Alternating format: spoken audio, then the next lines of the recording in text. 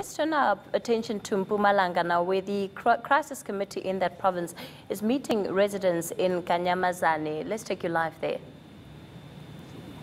We are an interim committee now, that all the stakeholders in Mpumalanga should converge so that we deal with the crisis. We call it a crisis of leadership. It's not something which started today. It has been there for the past 10 years. It has been brewing up, and now the time has come that we should stand up as members of the community, as stakeholders. We may talk about working class, we may talk about the youth, you may talk about traditional leaders, you may talk about religious leaders. All of us need to come together before we start collecting dead bodies on the streets, because we can see that this crisis is becoming extremely explosive.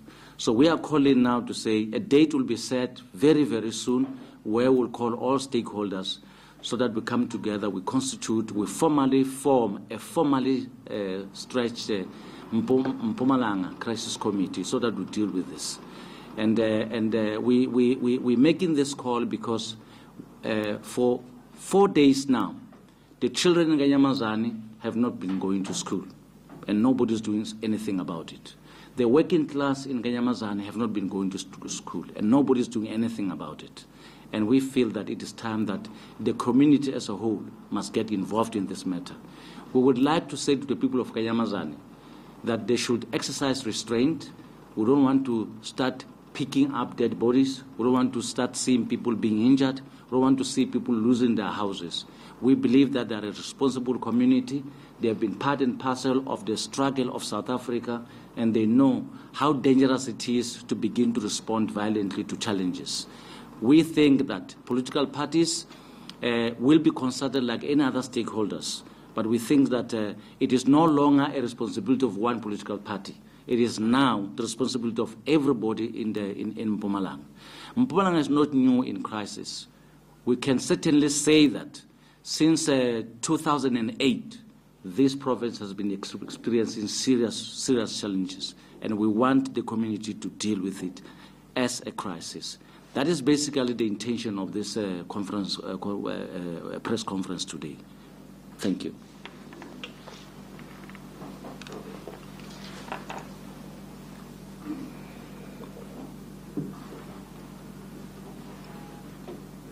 I think my colleague next to me will be able to add some of the things.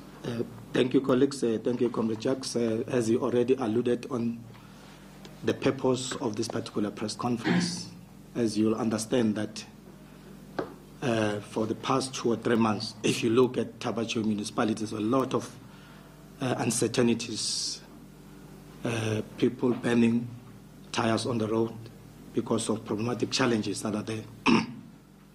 So now we felt, as the citizens of Mpumalanga and activists, to take it upon ourselves to ensure that we come to the fore and begin to say, let's raise our voice and begin to say, what are those particular challenges? Because really there are challenges, and what we identify amongst those challenges, you'll find that there are socio-economic, political challenges. And therefore, it says it involves both political and governance issues.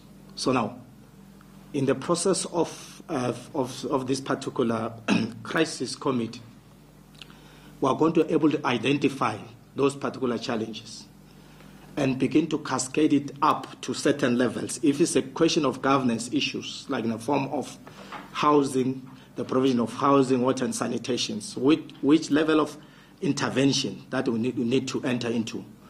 And also to look at the history, looking back to say, let's take a step back to look at how did the problem started. Why didn't a certain department respond to certain issues? Because we highly believe that it's not only the question of the disaster that happened recently, but there are certain underlying factors. You find that some other factors might be the question of the service delivery issues, the unemployment at certain level of government, whether it's local government level or national government level. So we said, let us come and sit down, because when you look at Tabacho, it's a tourist destination. we learned recently that there were certain roads that were blockaded. Tourists cannot move around. Remember, the income of Tabacho municipality, they're basing on this particular tourism attraction at that particular area. So we said, let us just come in this particular sitting, begin to say, let us look at mechanisms, which area of government that is supposed to approach at different levels. So now that's why we are saying, as the speaker has already alluded, that we are calling upon people of Kanya-mazane to say, let us begin to sit down in your places, in your corners. Let us begin to form a smaller, committees dealing with crisis committees. It can be your branch crisis committees that will be reporting on the provincial crisis committees. So to say, whatsoever level of government, whether it needs human settlement in the form of housing, we should all of us be in a position to say how to monitor and evaluate. Because what we realize is we have seen that government in all spheres of government has the monitoring and evaluation units, but what level of engagement or the monitoring mechanisms that are involved in. So now, we also learned that in Kanya-mazane, there was just a banning of one of the shops in Kanya-mazane. Hence we said, let us not sit.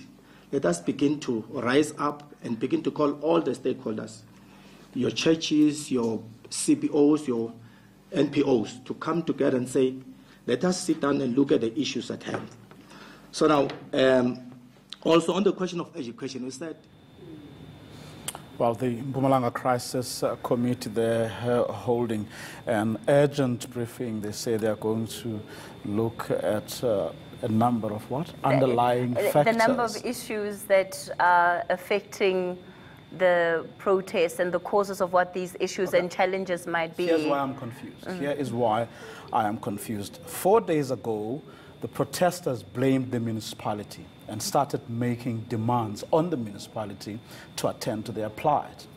The next day, the Premier came and said, what these protesters are asking for is in the purview of the provincial and national government. We know what they are talking about, and we are ready to address the concerns that they have. Now comes a crisis committee that says we need to look at the underlying factors. I'm very confused.